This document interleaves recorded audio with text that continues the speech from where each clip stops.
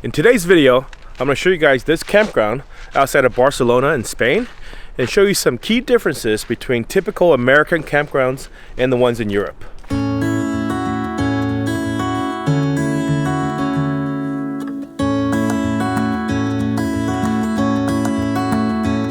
What's up everybody? My name is Dan and welcome to Freely Roaming. We've been in Europe for about a year and a half, and during that time a lot of people have asked us about the differences between camping in Europe versus camping in the US.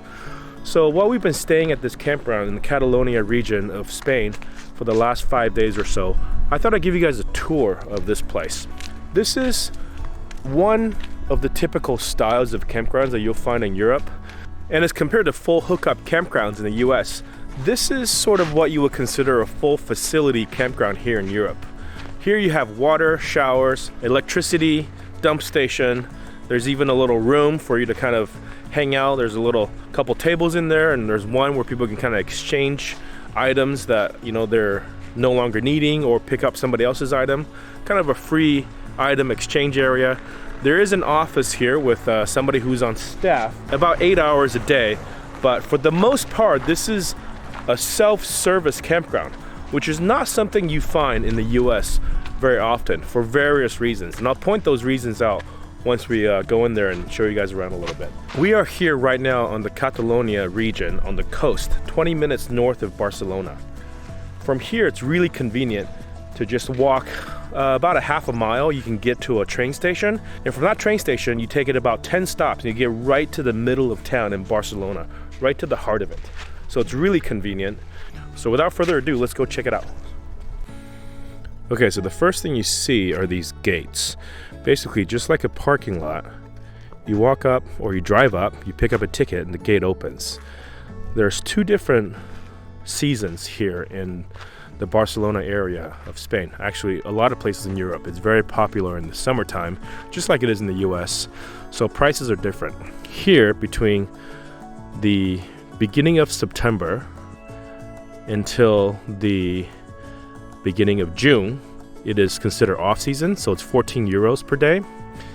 And during the high season, the 1st of July until the 1st of September, it's 20 euros per day.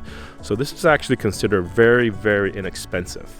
Because this is run by the city, they just charge you for a fee per RV space that you occupy. They don't actually charge you per person like a lot of European campgrounds will, and those are usually the private ones. And they have a lot more facilities. Some of them have swimming pools, outdoor kitchens, and stuff like that.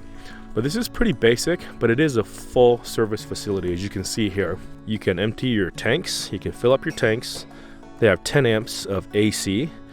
10 amps may not sound like a lot to you guys coming from the US, where you usually have at least 30 amps, but this is 10 amps of 220 volt electricity, so that's equivalent to about 20 amps of power here. Showers, bathrooms, pretty good Wi-Fi actually, a place to sit, and trash and recycling. They also have washer and dryer, but it's pretty pricey. 4 euros for wash and 4 euros for dry. We actually didn't do any laundry here, so I can't really comment on how good these machines are, but it looks pretty good. And the showers here is also coin operated. It's 1 euro for 5 minutes. It's a pretty good system, except the showers that we've taken, although they're heated water, the water is not that hot. So that's one downside, but that's mostly due to probably just a on-demand water heater that they've chosen to use here. And also here, if you don't want to stay for the night, you can just pay 4 euros to come in here and empty your tanks and fill up your water. So being a self-service campground, there's nobody here at the gate to greet you. So you just come up here, you push a button, you get a ticket, and you're charged by a 24-hour period during the off season. But during the high season, you're actually charged by the time of the day. So I believe during the high season, you have to leave by noon each day, or you will be charged for an additional 24 hours. So this right here is the reception area. I'm gonna show you just a map of what this campground looks like. It's basically just a big rectangular space, and here is what we're looking at is the reception area. Behind there is the bathroom and showers, washing machine. There's also actually a couple of sinks for washing dishes. This is where you come in and out. As you can tell, there are 40 spaces available. Each space will have electricity, but not individual power poles at every spot. As you can see, each space over here have 10 sites. Each section have 10 sites, and between every 10 sites there's 3 power pedestals with 4 outlets each. And then there are outlets also at the very end with also water spigots, fire extinguisher. And right here is the machine where you pay before you leave. In this particular one, they only take cash. So once you ready to leave, you come here, scan your ticket, put your money in, and then they validate your payment, and that way you can use that same ticket to go outside through the gates. Right here is the sort of communal area. We have a TV, a couple of tables, a little item exchange area. As you can see here, somebody has left a fishing pole that they no longer want, and a bike pump. Oh, this is ours. This is our train pass that we have 1 ticket left that we're not going to use, so we're going to leave it here for somebody. And somebody does work here during the week, 9 to noon, and then from 4 to 6. So that's only about 5 hours a day actually. Information about the area. Here you can get change for the showers and the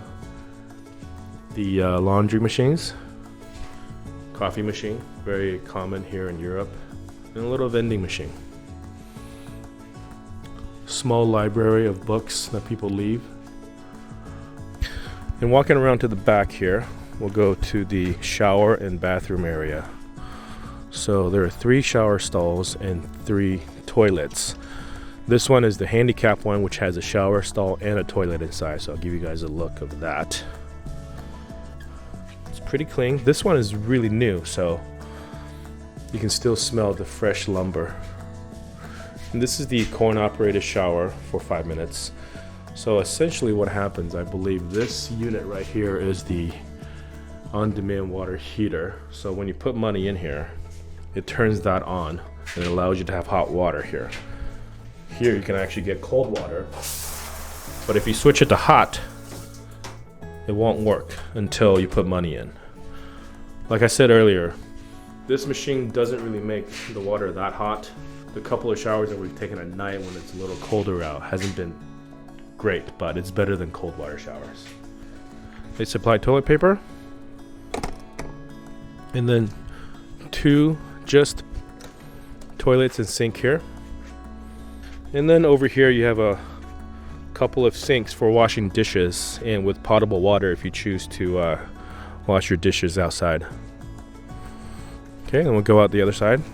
Oh, here's the washer and dryer. As you can see, the machines are pretty new, but that is pretty expensive. As you can see, it's €4 per wash and per dry. Okay, and here we're checking out the dump station here. This is going to be totally different from what you're used to in the US. Here, people need to dump their gray water. They just drive right up to the spot and they just open their gray water dump valve, and water just drains out and goes in to this gutter right here with the grate on top. And then there's water here, potable water on the side for you to fill, and also for you to rinse off whatever stuff that comes out of your tank. Now, dumping your black tank is not done here. Basically, everybody here have cassette toilets that come out of your RV, and then you bring it over here and you empty it into this thing that looks like a toilet. So if you have an American style RV with a black tank, it's going to be very difficult for you here to empty your black tank. And obviously here on the other side you have the same setup. So this is our side of the campground. As you can see, almost everybody here have either vans or Class C RVs is what we would consider in the US. And the spaces are relatively small for what it is. So if you're towing a trailer here, like this guy has a small trailer, he probably puts motorcycles in the back. But if you're towing a travel trailer, it's going to be pretty difficult to camp here unless you park side by side. And forget it if you have a giant fifth wheel, you're going to have to park your car somewhere else. And we're parked all the way here at the end. And here's that side water station with extra outlets and fire extinguisher that I showed you guys on the map earlier. And this is the kind of power pedestal we have here. Like I said, there's 4 of them per each one, and there are 3 on each of the 4 sides. And these are European style plugs, 10 amps each at 220 volts.